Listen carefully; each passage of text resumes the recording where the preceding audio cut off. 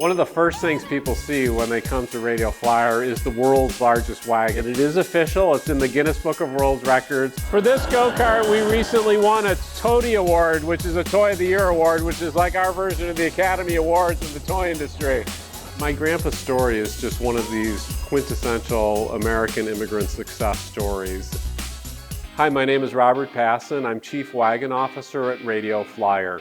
Radio Flyer is a 106-year-old Chicago-based company that was founded by my grandpa in 1917, and we are most famous for our iconic Little Red Wagon. Here on display we have a timeline of key wagons through the years, starting from the 1930s, getting into the 70s, and you can see how the styles have changed. Then we got into plastic wagons, and today one of our best sellers is this wagon that folds up.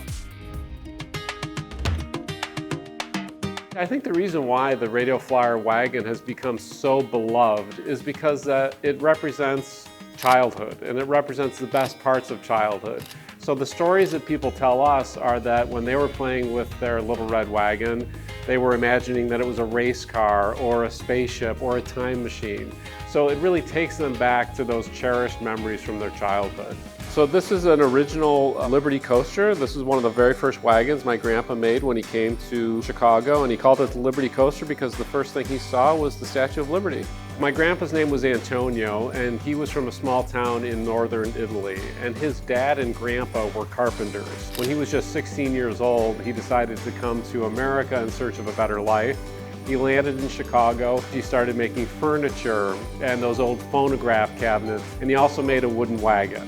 In the late 1920s, my grandpa switched from wood to steel so that he could mass produce his wagons. And he chose the words radio and flyer because they were the two coolest high-tech inventions of the day. So if he were naming it today, maybe it'd be something like quantum AI dronester would be the equivalent.